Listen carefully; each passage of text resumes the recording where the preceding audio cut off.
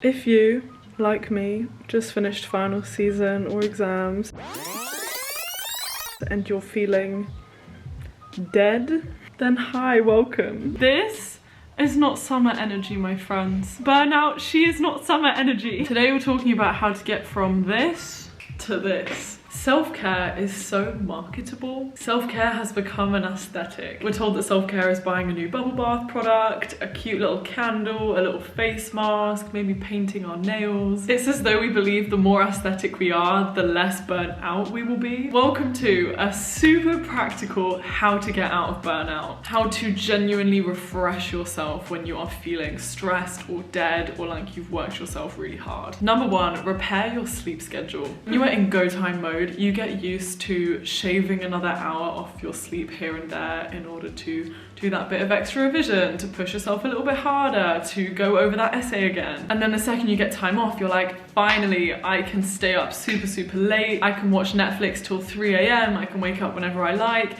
and your whole sleep schedule can just so easily get messed up. Set an alarm in the evening for when you want to start getting ready for bed. This is like accountability from past you to tell future you how you want to feel, how you want to show up in your routines. Sometimes it can feel near impossible to reset your sleep schedule. One of the biggest pieces of advice I can give is don't go on your phone an hour before going to sleep and an hour after waking up.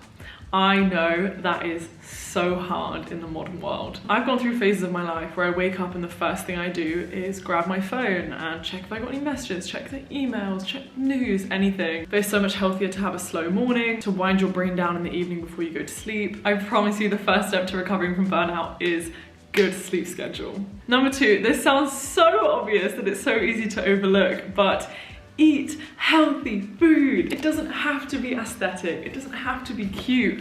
Do it because it makes you feel better. Like, I am not a chef. I am not a big cook. I don't really like cooking, but I understand how essential it is to make yourself good food in order to feel like your best self. Make the effort. Number three is journal to get closure on your stressful experience. Spend some time answering questions like, why am I proud of myself for getting through this exam season or this school year? Ask yourself, what was the highlight of my school year?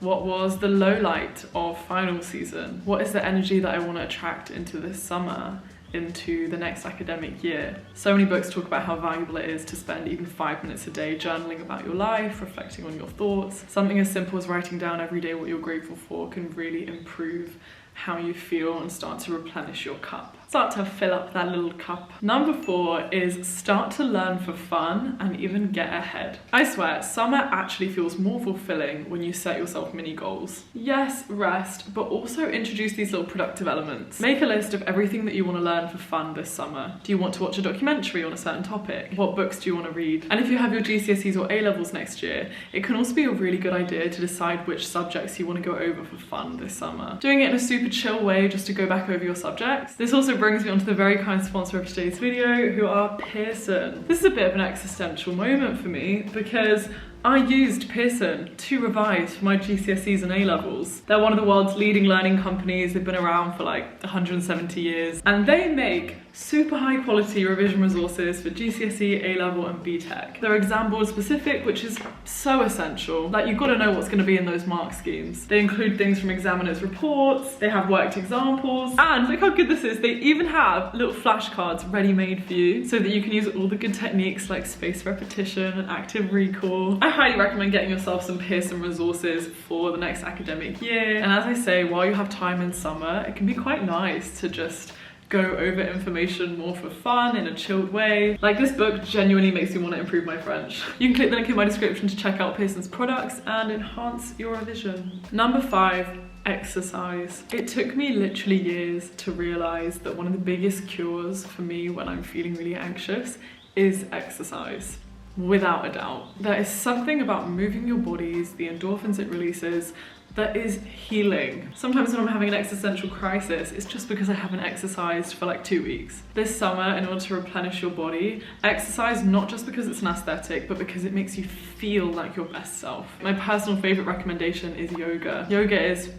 Number six is look at the people around you and ask yourself, do they nourish you? When you've been working so hard and you're really stressed, it's just so important to have supportive people around you. As you go into summer and you're spending more time with friends, just reevaluate the people in your life. Who is bringing you joy? And if there are any people who are more toxic in your life, maybe now is the time to gently let them go. Number 7, clean up and declutter. Girl, let's be honest. Our place can become a bit of a messy little shit show when we're stressed. After exam season, it's so easy to just have revision resources lying around, taking up space rent-free. Spend some time filing everything away, getting it out of sight, out of mind. Clean your space, deep clean your space. Go through and let go of old items that aren't serving you anymore. I've talked a lot about minimalism on this channel, and most of the time I'm living out of a suitcase.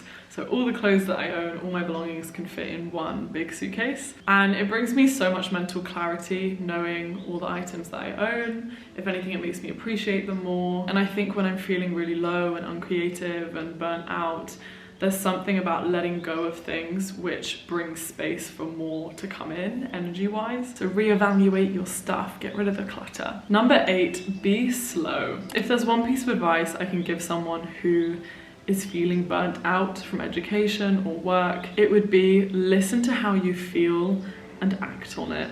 This might not be a quick fix for you. We're so used to just hustling and continuing and going and going and going and going, but if you have reached this state where you just feel a bit dead, now is not the time to push yourself harder. It's the time to take a step back, to live by how you're feeling, to pursue the things that bring you joy, to scale back the things which are stressful. And I truly see this as one of the most productive endeavors that you can do, because in being slow, in taking the time to rest and rejuvenate and put energy back in, you are creating so much space for creativity and productivity and output that you will eventually create from this healthier place. So don't force it, don't push yourself. Rest is a revolution, rest is productive, rest lets you thrive and shine. And I think it's the definition of work smarter, not harder. Thank you so much for watching. I'm sending you the biggest hug, and genuinely, I just want to say this, I feel so proud of you for getting through this academic year. I received so many heartfelt long messages from you guys expressing how tough your year was, and I just appreciate this is a community of people who generally really put themselves out there and care about the things they do and want to do well in them, and that can be really hard and mentally exhausting. Preach crow. So I have a lot of respect for you. Please do yourself a favor and take care of yourself. Rest is productive. Also, huge thank you to Pearson for sponsoring today's video. If you made it to this point in the video, please comment me a sun emoji, because I feel like a sun is just summer replenishing energy, and I'll come and chat with you in the comments. Bye.